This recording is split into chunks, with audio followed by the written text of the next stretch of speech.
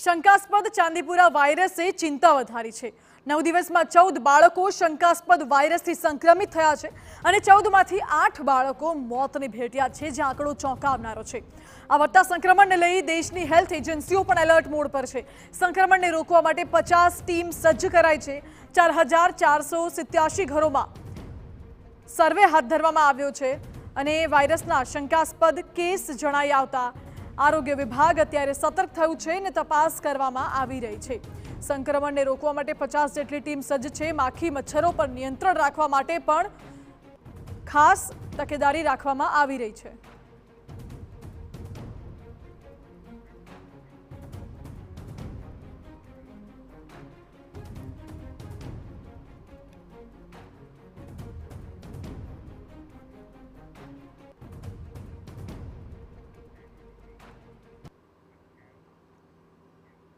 तो समाचार गांधीनगरथी, ज्यां चांदीपुरा वायरसनो शंकास्पद केस सामे आव्यो छे।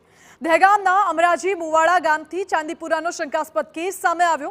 7 वर्षना बाळकमां जोवा मळ्या शंकास्पद चांदीपुरा वायरसना लक्षणो। जी हाँ, 7 वर्षना बाळकने ताव अने खेंच आवी, साथे मगजना तावनी पण असर थई गई छे।